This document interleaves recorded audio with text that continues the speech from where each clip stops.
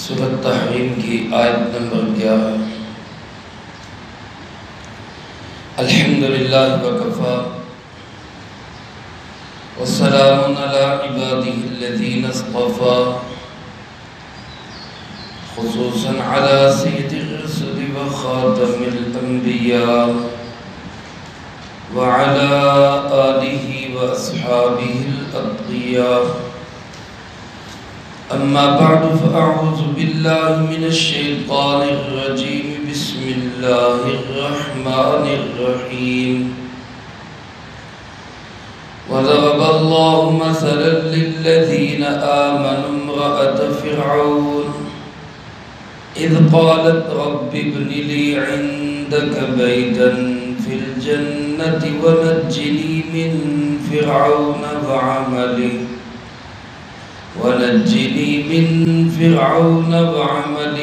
ونجني من القوم الظالمين۔ وضرب اللہ مثلا، اور بیان کی اللہ رب العالمین نے ایک مثال، للذین آمنوا، ایمان والوں کے لیے، امرأۃ فرعون، فرعون کی بیوی کی، اذ قالت رب ابن لی عندک بیتا فی الجنہ، جس وقت کہ اس نے کہا اے میرے پروردگار بنا دے میرے لیے اپنے پاس ایک گھر جنت میں، ونجنی من فرعون وعملی، اور نجات دے مجھے فرعون سے بھی اور اس کے عمل سے بھی، وَنَجِّنِي مِنَ الْقَوْمِ الظَّالِمِينَ، اور نجات دے مجھے ظالم قوم سے۔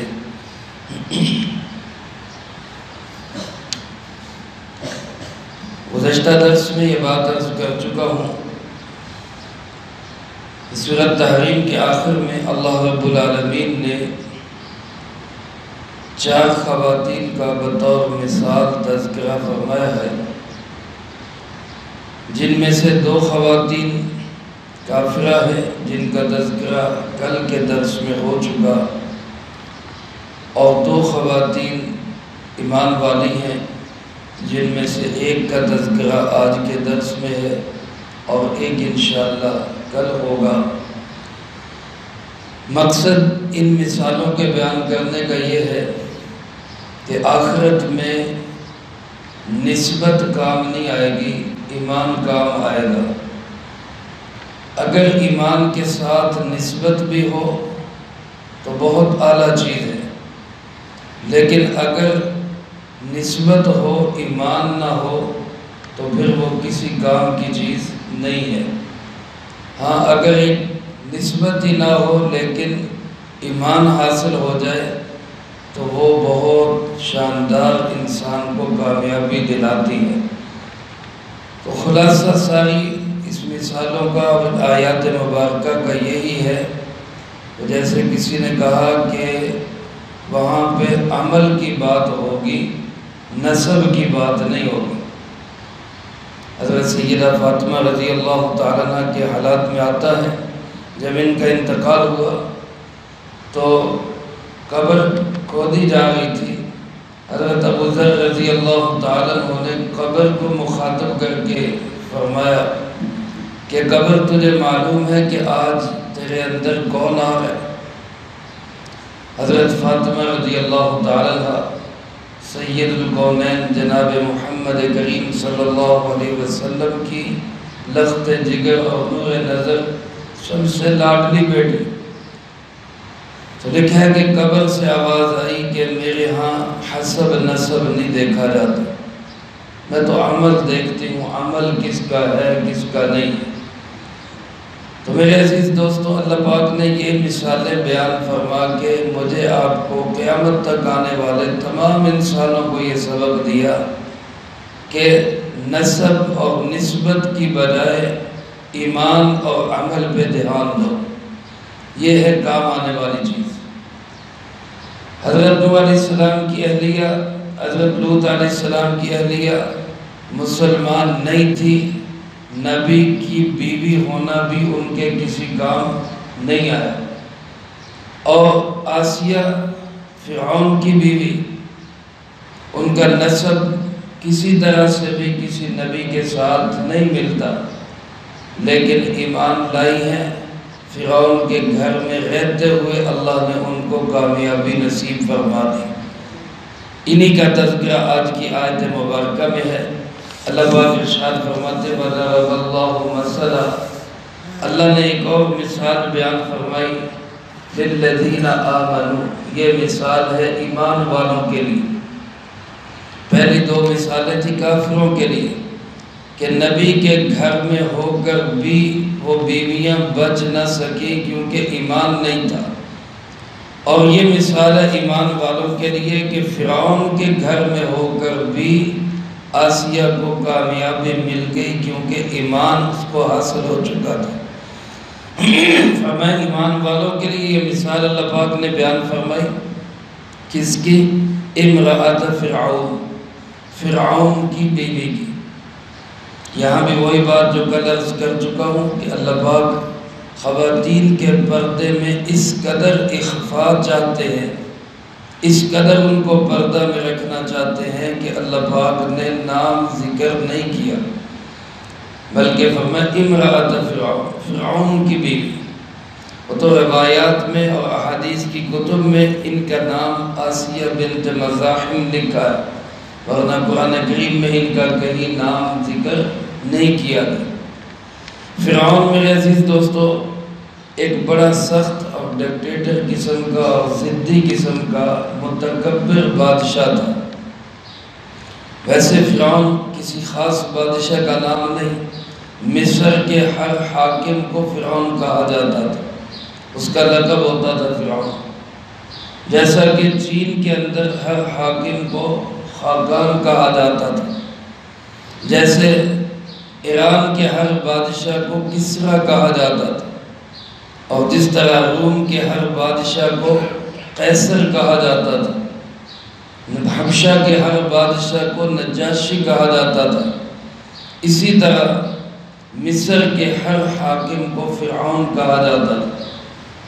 یہ فرعون جس کا مقابلہ حضرت سیدنا موسیٰ علیہ السلام سے ہوا، یہ کوئی خاص قسم کا ضدی فرعون تھا، جس نے صرف بادشاہت نہیں کی بلکہ اپنے آپ کو رب کہلواتا تھا۔ یہ اس کا نعرہ تھا انا ربکم الاعلی، میں تمہارا سب سے بڑا رب ہوں۔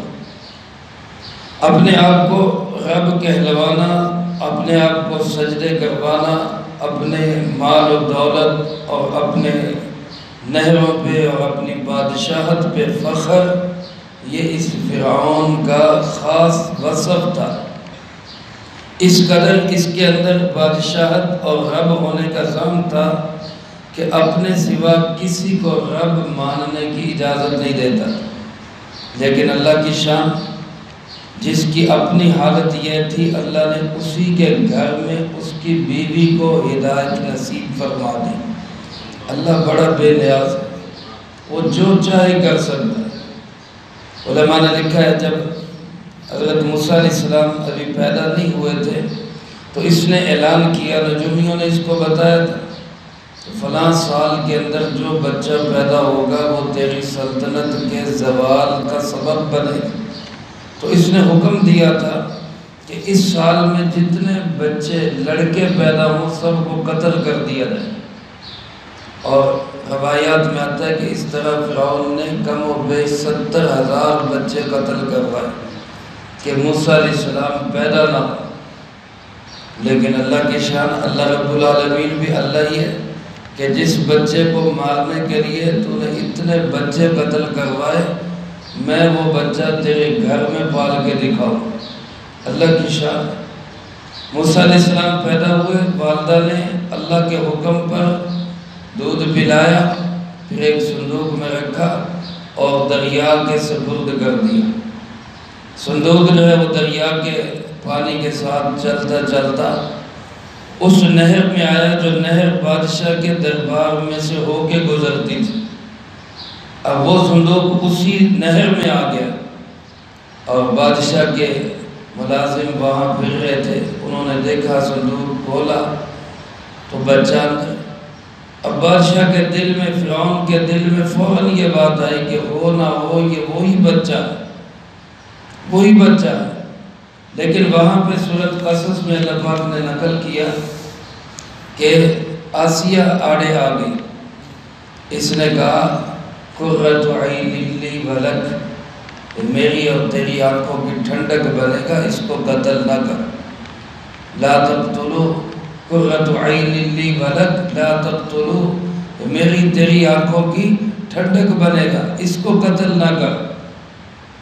تو وہاں بخاری شریف میں یہ روایت موجود ہے کہ اس نے کہا کہ تیری آنکھوں کی ٹھنڈک ہوگا، میری آنکھوں کی ٹھنڈک نہیں۔ علماء نے لکھا ہے کہ اگر یہ اس وقت بے ایمان خاموش ہی رہ جاتا تو شاید اللہ اس کی بھی آنکھوں کی ٹھنڈک بنا دیتا، لیکن جس نے کہا کہ ہماری آنکھوں کی ٹھنڈک ہے، اللہ نے اس کی آنکھوں کی ٹھنڈک بنا دی۔ پھر لمبا قصہ ہے، میں یہاں اس کو ذکر نہیں کرتا۔ فرعون کے دربار میں موسیٰ علیہ السلام کی پرورش ہوئی۔ اللہ کی شان، جب موسیٰ علیہ السلام نبی بنے اور جادوگروں سے مقابلہ ہوا تو جادوگر مقابلے میں ناکام ہو گئے اور موسیٰ علیہ السلام غالب آ گئے۔ اس موقع پہ آسیہ بھی مسلمان ہو گئی اور انہوں نے اپنے اسلام کا کھل کے اظہار کیا۔ اب فرعون کی عادت کیا تھی کہ جو مسلمان ہوتا ان پہ سخت ظلم کرتا۔ روایات میں آتا ہے اس کی بیٹی کو ایک ملازمہ کنگھی کیا کرتی تھی، مشاطہ تھی اس کے ایک دن کنگھی کرتے ہوئے ہاتھ سے کنگھی گر گئی تو اس نے کہا بسم اللہ۔ اس نے جب بسم اللہ کہا تو بیٹی کہنے لگی یہ اللہ کون ہے؟ فرعون کی بیٹی کہنے لگی اللہ کون ہے؟ تو اس نے کہا کہ اللہ میرا رب ہے۔ اس نے کہا تیرا رب تو میرا باپ ہے، فرعون ہے۔ تو کہنے لگی نہیں، میرا بھی تیرا بھی فرعون کا بھی سب کا رب اللہ ہے۔ جب اس نے یہ بات کہی تو بیٹی نے فرعون کو بتایا کہ جناب ادھر تو محل میں آگ لگ چکی، یہاں تو ایمان کا نور آپ کے محل کے اندر پہنچ چکا۔ تو علماء نے لکھا ہے کہ اس نے فرعون نے پورے خاندان کو تانبے کے ایک بڑے کڑھائی کے اندر تیل گرم کروا کے اس کے اندر ڈال دیا۔ علماء نے یہاں لکھا ہے کہ پہلے اس کے خاندان کو ڈالا، پھر اس کے دودھ پیتے بچے کو بھی ڈالا۔ جب اس کو ڈالنے لگے تو تھوڑا سا یہ ہچکچائی، تو اس بچے نے بچپن کے اندر یہ جملے کہے۔ علماء نے لکھا ہے یہ ان بچوں میں سے ہے جو بچپن میں بولا۔ اس نے کہا ماں گھبرا نہیں، چلی آ، یہ آگ نہیں، یہ تو جنت کا باغ ہے۔ چنانچہ سارا خاندان جل گیا لیکن ایمان نہیں چھوڑا۔ بعض علماء نے لکھا ہے کہ اس سے بھی آسیہ کا ایمان اور زیادہ مضبوط ہو گیا۔ اب اس کی عادت تھی کہ مختلف قسم کی سزائیں دیتا۔ ایک سزا اس کی یہ لکھی ہے کہ زمین پہ لٹا کے دونوں ہاتھ بھی ایسے کر کے اور پاؤں بھی ایسے پھیلا کر ان میں کیل ٹھونک دیتا تاکہ بندہ ہل نہ سکے، اور اوپر بھٹ سانپ بچھو چھوڑ دیتا، پتھر کی سلے رکھ دیتا، دھوپ میں سڑنے کے لیے چھوڑ دیتا۔ آسیہ کو بھی اس نے یہی سزا دینے کی کوشش کی۔ اسی طرح اس نے ہاتھ پاؤں میں کیل ٹھونکے اور ان کے سر پہ پتھر پھینکنا چاہا۔ اس وقت انہوں نے ایک دعا کی۔ دعا کیا کی؟ کہنے لگی رب ابن لی عندک بیتا فی الجنہ، اے میرے پروردگار۔ اللہ رب العالمین کو پکارے۔ سب سے بڑی تبلیغ تو یہی ہے کہ جو خود کو رب کہہ رہا ہے اس کی بیوی اس حالت میں بھی رب کس کو کہہ رہی ہے؟ اللہ رب العالمین۔ ربی، اے میرے پروردگار، ابن لی بیتن، ابن لی عندک بیتن فی الجنہ، اپنے ہاں اپنے پاس میرے لیے جنت میں ایک گھر بنا۔ علماء نے لکھا ہے اللہ کی شان، اللہ رب العالمین نے آسیہ کے سامنے جنت میں اس کا محل اس طرح کھول دیا کہ وہ اس کو دیکھنے میں ایسی لگی کہ اس کو فرعون کے ظلموں کی ذرا سی بھی تکلیف محسوس نہیں، ذرا سی بھی تکلیف محسوس. جیسا کہ حدیث پاک میں آتے ہیں نا، شہید جب شہادت کے مرتبے پہ پہنچتا ہے تو اس وقت اللہ رب العالمین اس کو خود اپنا دیدار کرواتے، اور وہ اللہ کے دیدار میں ایسا مگن ہوتا ہے کہ اس کو گولی لگنے کی، بم دھماکے کی، تیر لگنے کی، تلوار کی اتنی سی تکلیف بھی نہیں ہوتی جتنی چیونٹی کے کاٹنے کی ہوتی، احساس ہی نہیں ہوتا. اور اسی لیے جنت میں جا کے بھی جب اس سے پوچھا جائے گا کہ ہاں بھائی کچھ اور چیز، تو شہید کیا کہے گا کہ مجھے دنیا میں پھر بھیجا جائے، کافر سے لڑایا جائے، میں شہید ہونا چاہتا ہوں کہ جو شہادت میں مزہ ہے وہ جنت میں بھی نہیں ہے. تو اس آسیہ کو اللہ پاک نے اسی طرح جنت کے ٹھکانے اس کے سامنے کر دی، اس کی دعا فوراً قبول کی گئی. اور ایک مفسر لکھتے ہیں کہ اس پہ جتنے ظلم کے پہاڑ توڑے گئے آسیہ پہ، وہ سب اس کے بے جان جسم پہ توڑے گئے. اللہ نے اس کی روح پہلے ہی جنت میں پہنچا دی تھی، جنت کے اندر ہی اس کی روح کا قبض ہوا. یہ ایک مفسر نے تفسیر کے اندر لکھا اور فرمایا کہ فرعون کی بیوی نے ایک دعا اور کی جو میرے آپ کے لیے بڑی عبرت کی دعا ہے. ایک تو اس نے یہ کہا کہ اللہ میرا گھر جنت میں بنا دے. دوسری دعا اس نے کیا کی؟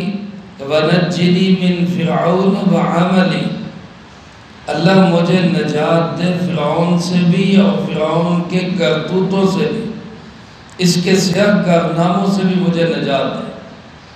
یہاں میرے عزیز دوستو ذرا ہم بھی اپنا جائزہ لیں. ہمارے اس خطے میں بھی ایک فرعون تھا انگریز کی شکل میں، جس نے ظلم و ستم کے بڑے پہاڑ توڑے اور اس خطے سے اسلام کو ختم کر دینے میں کوئی کسر نہیں چھوڑی، ایڑی چوٹی کا زور لگایا.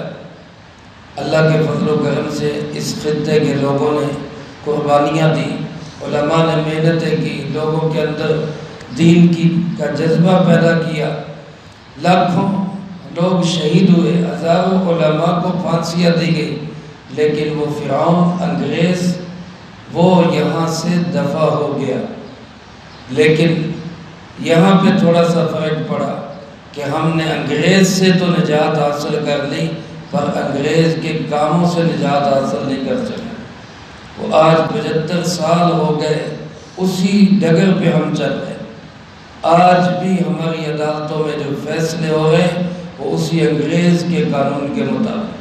ہمارا عدالتی نظام، ہمارے سیاسی نظام پہ وہی انگریز مسلط، ہمارے معاشی نظام پہ وہی سودی نظام مسلط. یہ ساری چیزیں وہی انگریز کے نظام ہیں. تو ہم سے زیادہ تو سمجھدار یقیناً آسیہ بنت مزاحم تھی کہ جس نے فرعون سے نجات نہیں مانگی صرف، بلکہ فرعون کے نظام سے بھی نجات مانگی. آج اللہ کہے کہ اللہ پاک ہمیں ذہنی اور فکری آزادی بھی نصیب فرمائے.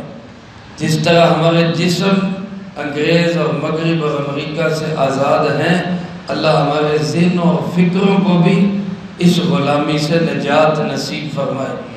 تو فرعون کی بیوی نے یہ دعا کی کہ یا اللہ مجھے فرعون سے بھی نجات دے اور فرعون کے عملوں سے بھی نجات دے. وَنَجِّنِي مِنَ الْقَوْمِ الظَّالِمِينَ، اور مجھے اس ساری ظالم قوم سے بچا. میرے عزیز دوستو یہ باکمال خاتون تھی. حدیث پاک میں آتا ہے رسول اللہ صلی اللہ علیہ وسلم نے ارشاد فرمایا کَمُلَ مِنَ الرِّجَالِ کثیر، مردوں میں بڑے بڑے باکمال مرد گزرے. سارے انبیاء علیہ السلام باکمال تھے، لیکن فرمایا خواتین میں چند ایک ہی باکمال گزری. ایک ان میں نام آپ صلی اللہ علیہ وسلم نے حضرت آسیہ کا لیا، ایک نام حضرت مریم حضرت عیسیٰ علیہ السلام کی والدہ ماجدہ کا لیا، ایک نام اس میں آپ نے حضرت خدیجہ رضی اللہ تعالیٰ عنہ کا لیا. یہ باکمال خواتین تھی. اسی طرح علماء نے لکھا ہے حضرت سیدہ فاطمہ رضی اللہ تعالیٰ عنہ وہ بھی باکمال خاتون تھی. اور ساری جنت کی عورتوں کی سردار خاتون ہے۔ اور حضرت عائشہ رضی اللہ تعالیٰ عنہ کے متعلق تو ارشاد فرمایا کہ عائشہ کو تمام عورتوں پر ایسے فضیلت حاصل ہے جیسے سرید عربوں کی ایک بڑی مرغوب ڈش ہے۔ فرمایا جس طرح سرید کو سارے کھانوں پہ فضیلت حاصل ہے، ایسے عائشہ کو تمام عورتوں پہ فضیلت حاصل ہے۔ یہ باکمال خواتین کیسے باکمال بنی؟ ایمان اور اعمال صالحہ کی بنیاد۔